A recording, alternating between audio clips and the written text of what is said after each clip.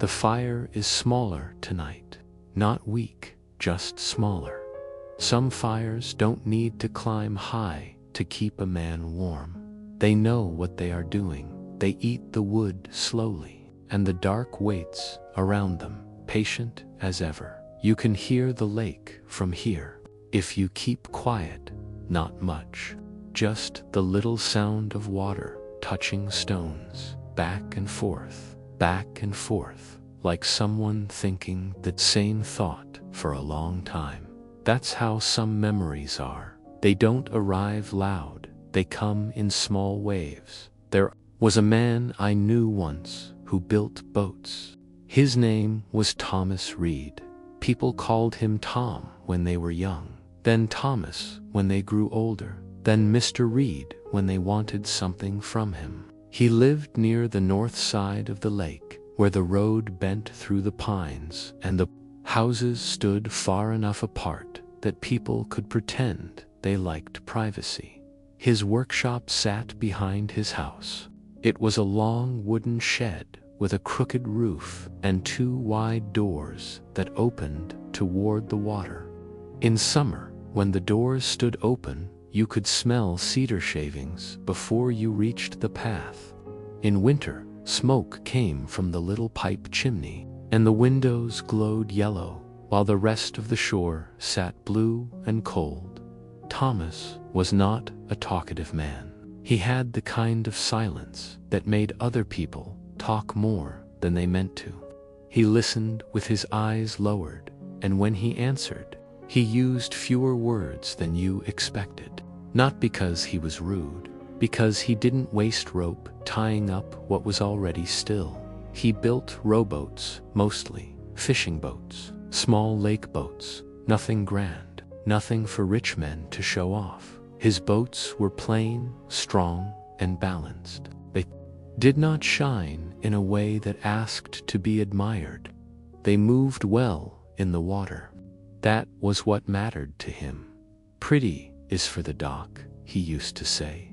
A boat tells the truth once it floats. He had one son, Michael. Michael was different from him in almost every visible way. Where Thomas moved slowly, Michael moved, like he had somewhere else to be. Where Thomas kept things in drawers, Michael left tools where they fell. Where Thomas could spend an hour planing one board until it sat right, Michael wanted to know why they couldn't just buy a better piece of wood and be done with it. The boy had his mother's face, people said. I never knew his mother well. She died when Michael was 12. Before that, she had been the one who softened the house. After she was gone, the place became cleaner and quieter and harder to enter. That happens sometimes. A home does not always fall apart when someone dies. Sometimes it becomes too orderly, as if grief has swept every room and left nothing lying around. Thomas did not speak much about her. He kept her photograph in the kitchen, on the shelf near the flour tin, not in the middle of the room, not hidden either, just there, where his eyes could find it when they needed to and pass over it when they couldn't. Michael grew up in that house with the workshop behind it and the lake beyond that. He learned to sandboards before he learned to shave. He learned the smell of varnish, the weight of clamps, the difference between dry wood and green wood. He could tie knots before he could write neatly. He knew how to carry a plank with one hand and a box of nails with the other. But knowing a thing because you were born beside it is not the same as loving it. By the time he was 16, Michael hated the boats, or he said he did. He hated the sanding most. He hated the dust in his hair. He hated the way his father would run one hand over a surface and find a flaw no one else could see.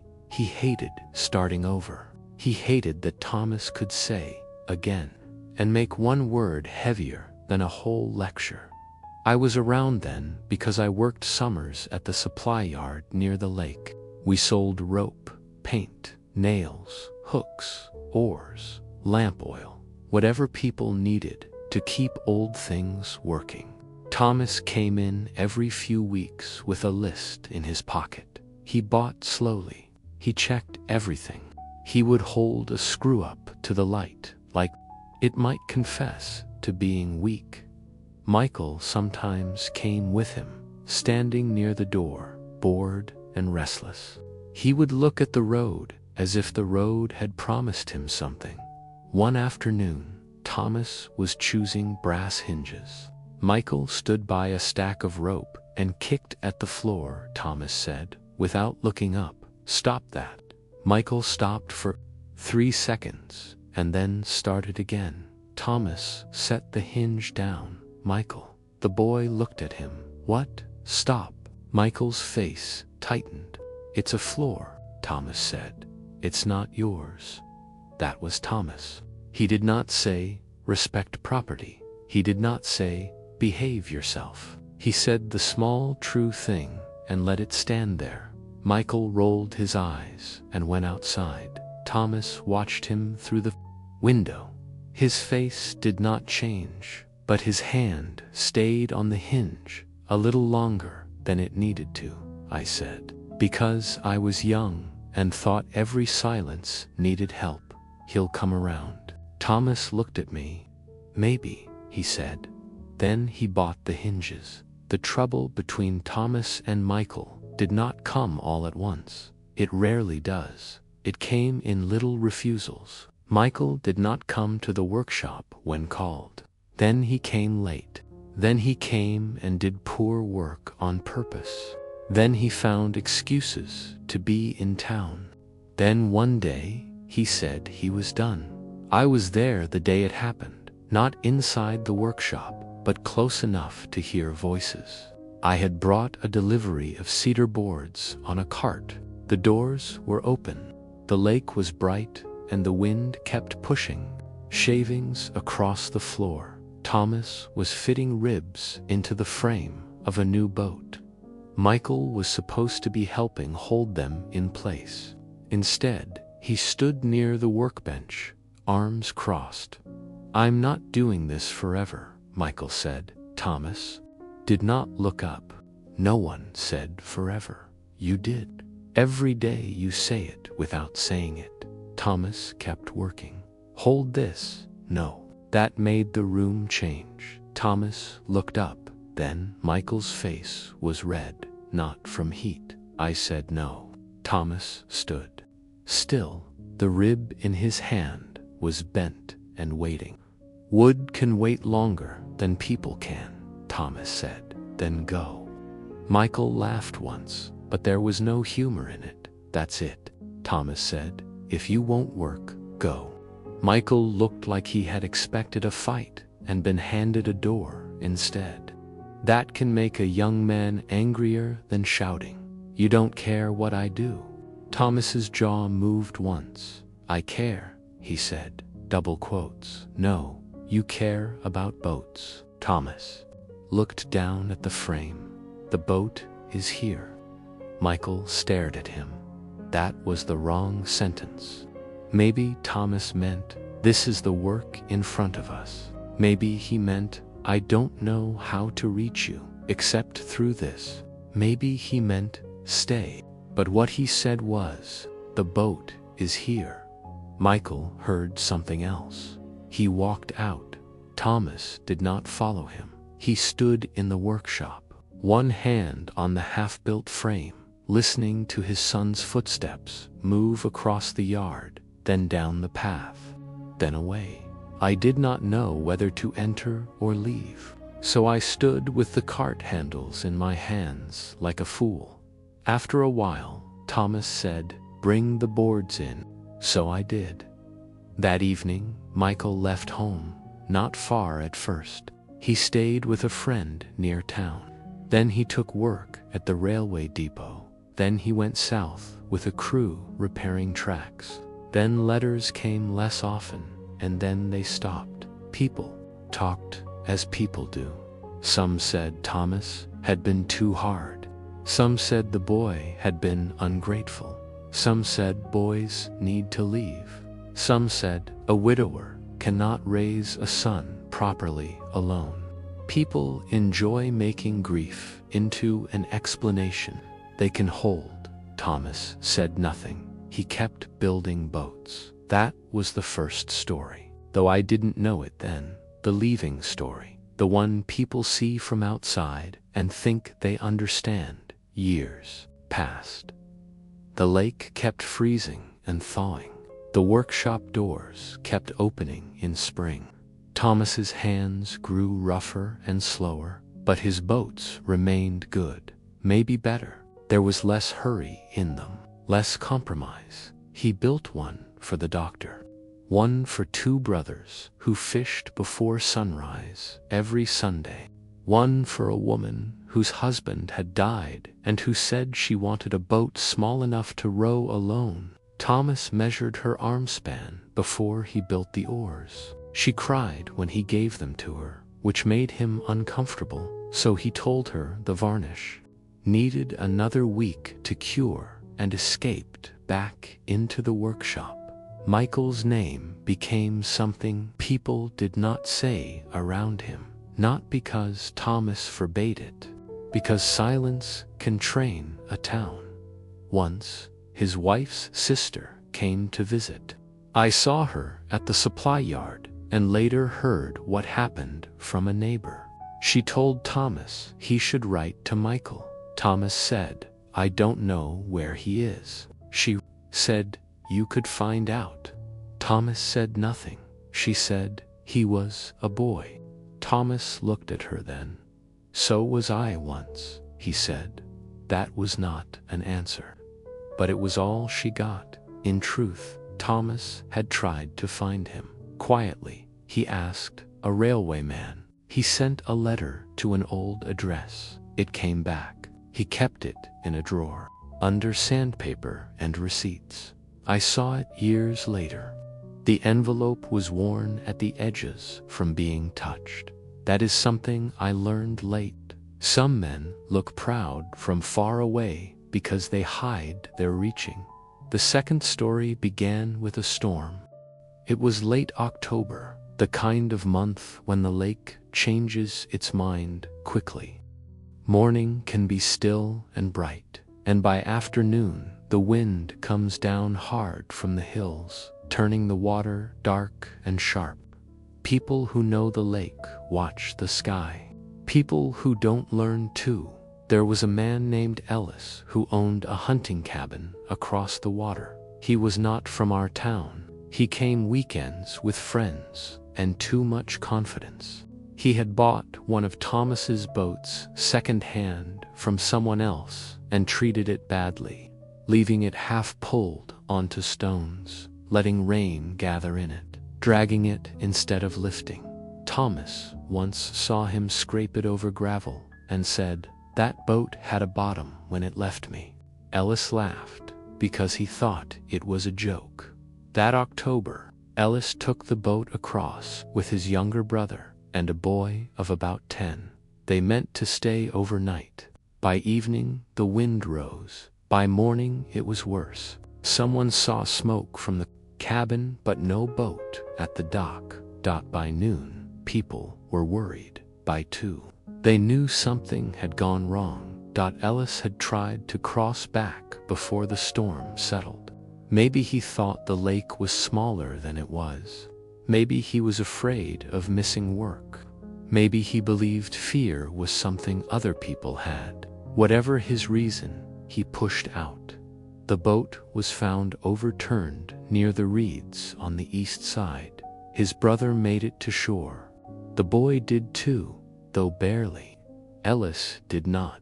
The town turned cold in the way towns do after water takes someone. People walked slower, voices lowered. Men stood at the shoreline with ropes, looking out as if staring could make the lake return what it had swallowed.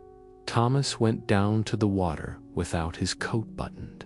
I saw him from the road and followed. The overturned boat had been dragged onto the bank. It lay there wounded, One plank split, paint scraped, oarlock torn loose. Thomas knelt beside it. Rain ran down his face, or maybe it was lake water from his hair. He touched the split plank. Someone said, "Was it the boat?" Thomas did not answer. Someone else said, "It flipped, that's all." Thomas kept looking. The sheriff came and asked him what he thought. Thomas stood slowly. "The boat was overloaded," he said, "and neglected. Could it have held?" Thomas looked at the lake. "Not in that wind." The sheriff nodded. That should have been the end of Thomas's part in it, but it wasn't. The boy who survived was Ellis's nephew. His name was Aaron. After the accident, he stopped speaking. Not completely, they said, but near enough. He would answer his mother with nods. He would not go near water. At night, he woke shouting. In the day, he sat by windows and picked at his sleeves. His mother brought the broken boat to Thomas, not for repair, for judgment, maybe, or punishment, or because grief makes people carry strange things to the wrong doors. She came in a black coat with her hair pinned badly, as if she had done it without a mirror. Two men brought the boat on a wagon and left it outside the workshop. Thomas stood. "In the doorway," she said. "They told me you built it." Thomas said, "I did." She looked at the boat and then back at him. "Could you fix it?" Thomas was quiet. She said quickly, "Not to use." "I don't mean to use it. I just..." She stopped. Her hands twisted together. Thomas waited. She said, "He keeps asking what happened to it." Thomas understood then. Maybe not fully. No one fully understands another person's grief. But enough, he said. "I can fix what shows." The woman nodded. "That may be enough." So Thomas took the broken boat into his workshop. For weeks, he worked on it between other jobs. He replaced the split plank. He repaired the oarlock. He sanded out scars he could sand and left the deeper ones. He did not repaint it bright. He matched the old color as close as he could. The boat looked used, but whole. Aaron came once with his mother to see it. He stood outside the workshop door and refused to enter. He was a thin boy, smaller than his age, with eyes too watchful. Thomas did not call him in. He did not say, "Don't be afraid." He did not say, "It's only a boat." He simply brought a small wooden stool outside and sat near the doorway, leaving the boat visible behind him. Aaron looked at it from the yard. Thomas said, "It won't go in the water unless someone asks it to." The boy did not answer. Thomas said, "Boats don't decide." Aaron's eyes moved to him. That was all that happened the first day. The second time, Aaron came closer. The third time, he stepped into the workshop but stayed near the door. Thomas worked while he stood there. He did not perform kindness. He planed a board. He sharpened a blade. He sorted screws. Aaron watched. His mother waited outside, pretending not to watch. After several visits, Aaron asked, very quietly, "Did it sink?" Thomas stopped sanding. "No," he said. "It turned over." Aaron swallowed. "Why?" Thomas set the sandpaper down. Too much weight, too much wind, too little care before it happened. Aaron stared at the boat. "My uncle said it was fine." Thomas said, "People say that about things they don't want to check." Aaron's face tightened. "It wasn't my fault." "No." The boy looked at him quickly, as if he had expected a longer answer.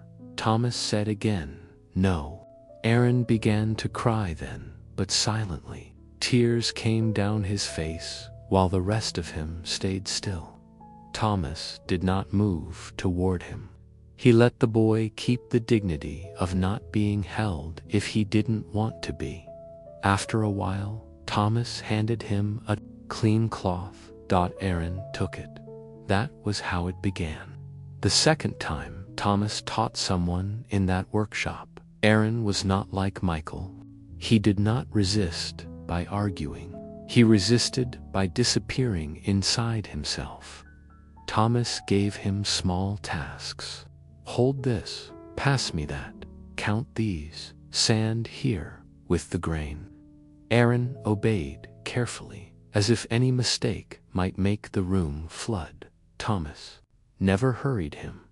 One day, Aaron touched the repaired boat, just the edge. Another day, he sat inside it while it rested on blocks. His mother cried outside the workshop where he could not see. A month later, Thomas asked him, "You want to help build one?" Aaron shook his head. Thomas said, "All right." The next week, Aaron said, "What kind?" Thomas said, "Small." "For who?" Thomas looked at him. "Maybe no one yet." That answer seemed to satisfy the boy. They started with drawings, not pretty drawings, measurements, lines, angles. Thomas showed him how a boat begins long before wood is cut. Aaron listened in a way children listen when they are afraid to miss something that might save them. They built slowly. Thomas did not build that boat for sale. Everyone knew it. He paid for wood himself, though the boy's mother tried to give him money. He refused so firmly that she stopped trying. The boat took most of winter. The workshop became a place where Aaron could stand near the thing that frightened him and not be swallowed by it. That was the real work. The wood was only the form. It took. In March, when the ice began to loosen on the lake, the little boat was finished. It was small, light, with 2 seats and a narrow bow. Thomas painted it gray-blue, the color of the lake on a quiet morning. Aaron helped with the second coat. He got paint on his sleeve and looked worried. Thomas said, "Sleeves are not sacred." Aaron almost smiled. When the boat was ready, Thomas and I carried it down to the water. Aaron walked behind us with his mother. The lake was calm but cold. The reeds were still brown from winter. The sky had that pale look it gets before spring decides to be real. Thomas set the boat half in the water and held the rope. Aaron stopped. 10 feet away, no one spoke.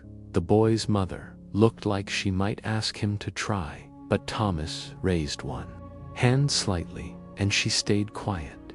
Aaron stared at the boat. The water touched it gently. The boat moved a little, but Thomas held the rope. After a long time, Aaron said, "Does it know what happened?" Thomas looked at the boat, then at the lake. "No," he said, "but you do." Aaron nodded. Thomas said, "That's why you go slow." The boy took one step, then another. He did not get in that day, but he touched the side of the boat. While it floated, that was enough. Some victories look like nothing if you don't know what they cost. By summer, Aaron could sit in the boat while Thomas held it at the dock. By late summer, he let Thomas row him out a short distance on a windless morning. By the following year, Aaron could row alone near the shore. He never became a fisherman, never became a boatman. That is not how healing works. It does not always turn the fear into love. Sometimes it only gives a person back the right to stand near the thing and breathe. Thomas watched all of this with the same quiet face, but something in him changed after Aaron. He became gentler, though not soft. There is a difference. His words did not grow many, but they lost some of their sharp corners. When boys from town came by to ask foolish questions, he answered more of them than he once would have. When someone damaged a boat through stupidity, he still told them so, but less like a sentence and more like a warning. I think Aaron taught him something. Michael had tried to teach him badly that work is not enough by itself. You can hand a boy a tool. You can show him how to hold it. You can teach him to make something straight. But if you never tell him why his hands matter, he may leave thinking you only needed the work done. Years went on. Aaron grew, moved away, became a school teacher somewhere inland. He came back once in a while and always visited Thomas. He would stand in the workshop and look around, touching nothing, smiling at some private thing. Thomas would offer tea. Aaron would accept. They talked like people who had survived one winter together and did not need to name it. Michael did not come back, not yet. Thomas got older, his back bent. He lifted less. He took fewer orders. He began saying no to work he once would have accepted. That surprised people more than it should have. Can't you make one more? They would ask. Thomas would say, I can, I won't. There is power in learning that sentence before it is too late. Most people don't. Then, when Thomas was nearly 70, a letter came. I was in the workshop that day. By then, I was no longer young. I had my own gray at the temples, and my own children old enough to disappoint me in ways I pretended not to take personally. I had come to ask Thomas about repairing an old canoe. The postman brought the letter to the workshop. Because Thomas's house door was shut, Thomas wiped his hands before taking it. He always respected paper more than most men respect people. He looked at the envelope. His face went still. I knew before he opened it. Michael, the letter was short. Thomas, let me read it later, not that day. I remember most of it, Father. I will be passing through next week. I don't know if you want to see me. I would like to see you, if you do, Michael. That was all. No apology, no explanation, no warmth, but there it was. A door, not open, but unlatched. Thomas, read it twice. Then he folded it and put it back in the envelope. I said nothing. He said, the canoe can wait. I said, yes. Then I left him alone. The week before Michael arrived was strange. Thomas cleaned the workshop, then seemed angry that he had cleaned it. He sharpened tools he did not need. He checked the roof. He mended a loose hinge on the back door. He took his wife's photograph down from the kitchen shelf, wiped the glass, and put it back exactly where it had been. He did not speak of Michael, but on the morning Michael came, Thomas opened the workshop doors early. It was a bright day, with wind moving across the lake in long silver marks. I had no reason to be there, but I found one. A man learns to create errands when he is worried. Michael came walking down the road just after noon. He was no longer a boy, of course. He was broad-shouldered, sun-browned, with lines around his eyes. He carried a canvas bag over one shoulder. He walked like someone who had spent years on roads and docks and job sites, places where a man learns to sleep lightly. Thomas stood in the workshop doorway. Michael stopped a few paces away. For a moment, they looked at each other with all those years standing between them like a third person. Michael said, "Father."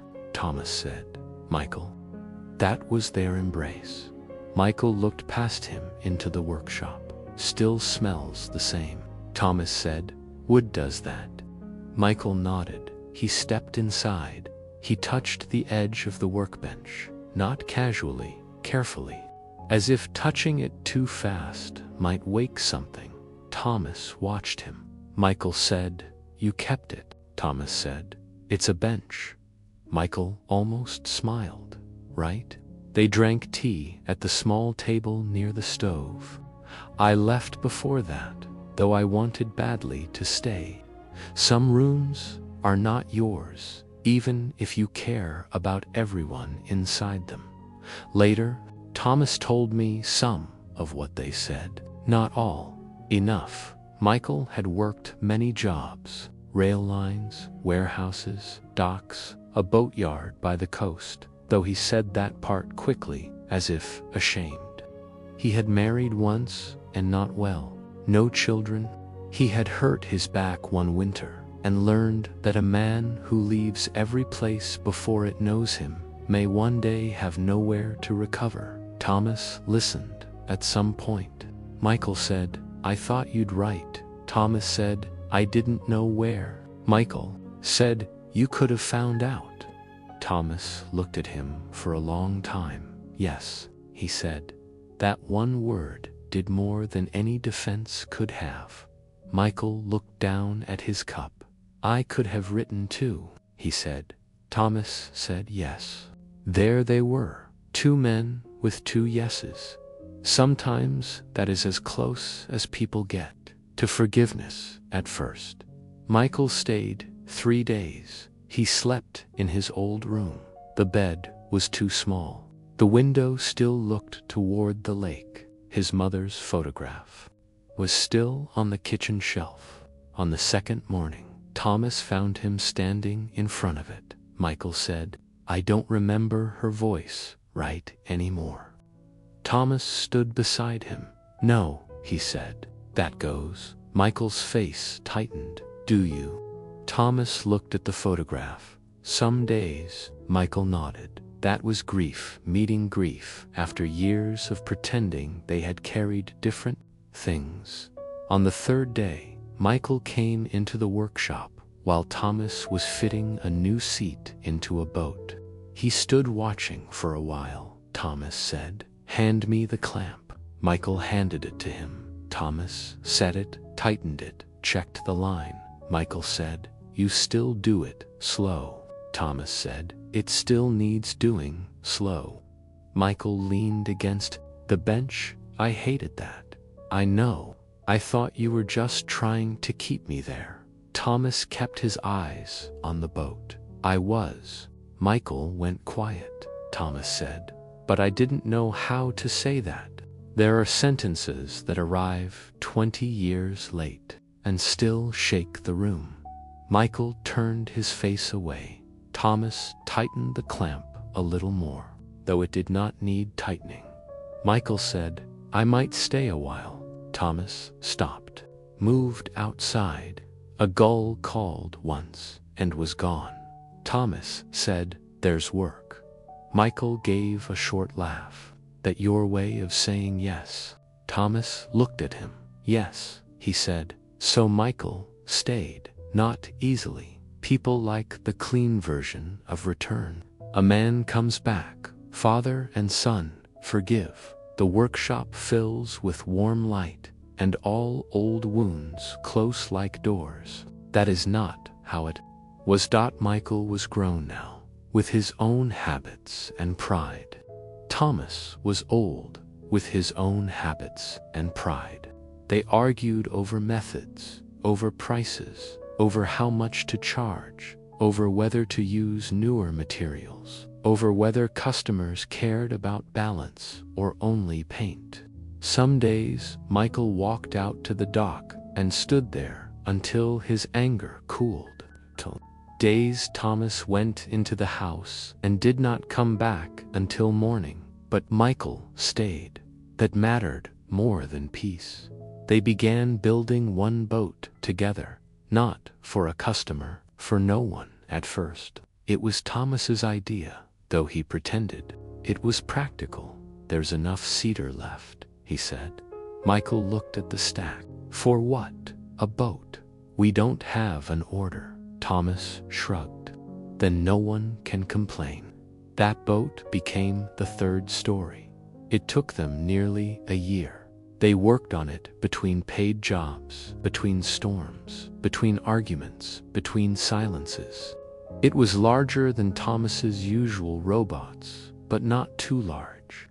built for 2 people to row or 1 person to handle in calm weather. Strong ribs, clean lines, a little extra width for steadiness. Michael suggested a change in the stern. Thomas rejected, then later accepted, without saying he had accepted it. Thomas changed the angle of the bow after Michael pointed out something about chop on the coast. Michael pretended not to notice the victory. They were learning to work side by side as men, not as father and boy. That is harder than people think. A father often keeps speaking to the son he remembers. A son often keeps answering the father he escaped. Both have to meet the stranger who remains. During that year, Thomas tired quickly. He tried to hide it, which fooled no one. His hands cramped in cold weather. His breath shortened when lifting. Michael began doing the heavy work without mentioning it. Thomas began letting him, also without mentioning it. Once, I came in and found them sanding opposite sides of the same plank. Neither spoke. The scrape of sandpaper filled the room, Michael said. After a long time, I worked in a boatyard once. Thomas kept sanding, you said. I didn't tell you why I left. Thomas waited, Michael said. The owner was like you. Thomas's hand paused, Michael said. Not as good. Thomas resumed sanding. Michael said. He shouted more. Thomas said, many men do. I hated him. Thomas said nothing. Then one day, I heard myself defending him to another worker. Said he knew what he was doing. Said the work mattered. Thomas looked at the plank. Michael said, that made me angry. At him, at you. Thomas nodded slowly. Michael laughed once, quietly. Stupid, isn't it? Thomas said, no. Michael looked at him. Thomas said, old anger uses any door it finds. That was a good sentence. One of his best by spring. The boat was nearly finished. Thomas wanted to paint it dark green. Michael wanted bare varnished wood. They argued for 3 days. In the end, they left the outside varnished and painted the inside green. Neither admitted compromise. Both seemed satisfied. The launch was set for early May, though no one called it a launch. Thomas did not like ceremony. Michael did not either, though for different reasons. Still, word got around. Aaron came back. For it, now a grown man with spectacles and a school teacher's careful coat. The doctor came. The baker's sons came. I came. A few neighbors stood at a distance, pretending they were only passing. The boat rested on rollers near the workshop doors. Sun came through the pines. The lake was calm. Thomas stood beside the bow. Michael stood at the stern. For a moment, I saw them both as they had been and as they were. The old man who had not known how to say stay. The boy who had left because he needed someone to say it. The years between them. The wood between their hands. Thomas put one hand on the boat. Michael said, ready? Thomas looked at the water. No, he said. People laughed softly, thinking it was a joke. Maybe it was. Then Thomas nodded. They pushed. The boat rolled down slowly, touched the lake, and lifted. For a second, it seemed, to hesitate, as new boats do, deciding whether to trust the water. Then it settled and floated clean. Thomas watched it with his whole face. Michael held the rope. Aaron stepped closer and said, she sits well. Thomas glanced at him. Of course, Aaron smiled. Michael looked at his father. Want to try it?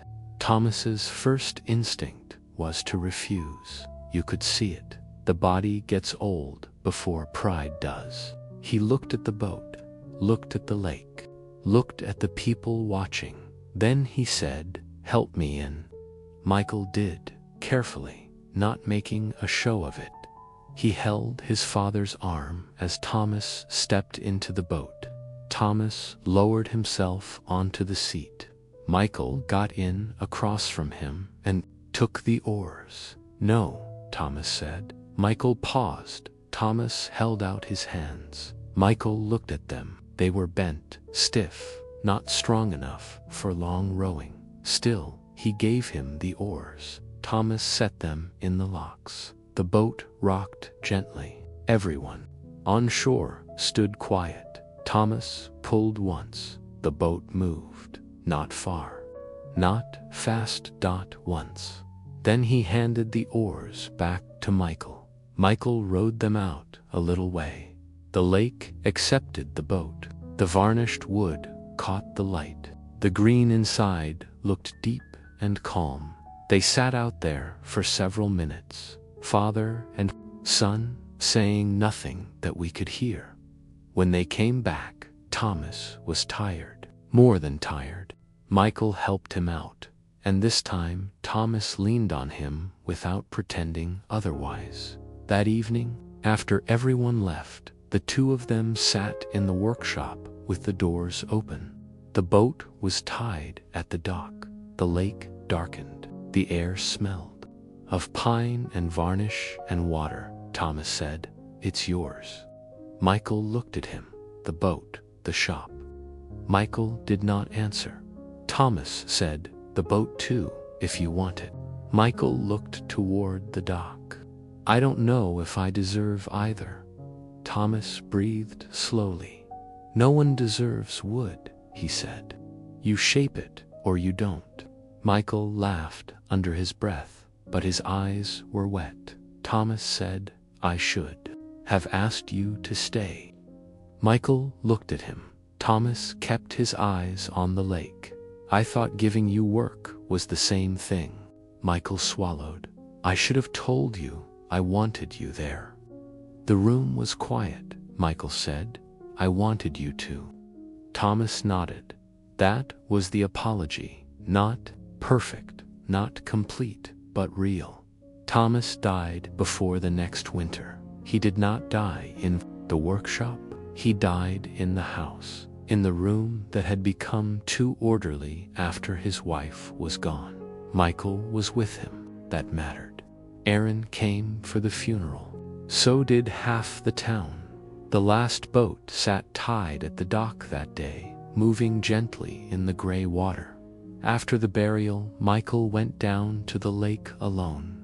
I followed after a while, not too close. He stood by the boat with one hand on the rope. I said, "Will you keep it?" He nodded. "Use it." He looked out over the water. "Maybe." Then, after a long moment, he said, "I spent half my life trying not to become him." I said nothing. Michael looked at the workshop. "Now I'm afraid I didn't become enough of him." That is the kind of thing a man says when grief has opened the door and truth slips out before he can stop it. Michael kept the shop. He changed some things. He cleaned the windows more often. He took orders Thomas would have refused. He used some new tools. He argued with customers in a different style, but reached the same results. He trained boys and girls from town, and when they made mistakes, he corrected them sharply, then explained why. That was the difference. He explained why the last boat remained his. He used it sometimes in the early morning. People saw him rowing alone before the town woke, moving through mist, the oars dipping, steady. Sometimes Aaron visited, and they rowed together. Sometimes Michael took no oars at all, just sat tied near the dock, letting the boat rise and fall under him. Years later, when Michael was older than Thomas had been when I first knew him, a storm damaged the dock and tore the boat loose. It drifted across the lake and was found among reeds on the east side, scratched but floating. Someone offered to help repair it. Michael said, "No." He brought it into the workshop and worked on it alone, not because no one else could help, because some repairs are conversations with the dead, and those are best held privately. When he finished, he left one scar visible on the side. A boy asked him why he didn't sand it out. Michael ran his hand over the mark. Because it came back, he said. The boy didn't understand. Maybe he would, later. Most things worth knowing arrive before we are ready for them. The fire is low now. The wood has fallen inward. The coals breathe red under the ash. The lake keeps touching the shore. In the dark, back and forth, back and forth. I think about Thomas sometimes when I hear that sound. I think about Michael, too, and Aaron, 3 people, really. Though the town would have called it one man's story. The father who only knew how to love through work. The son who had to leave before he could hear what the work had meant. The frightened boy who learned that water does not decide, but people must. That is how stories braid themselves when you live long enough. One leaving, one saving, one returning. People like to ask, which part matters most? I don't know. Maybe the leaving mattered because it made room for the saving. Maybe the saving mattered because it taught the old man how to wait. Maybe the returning mattered because some doors, even after years, are not locked as tightly as we think. The last boat is gone now, I suppose. Or maybe it sits in some shed, covered with dust, still holding the shape of their hands. Boats last a long time if someone cares for them, not forever. Nothing useful lasts forever, but long enough to carry a man a little farther than he thought he could go. That is all most things can do. A boat, a fire, a story. They don't save the whole life. They just hold you for a crossing.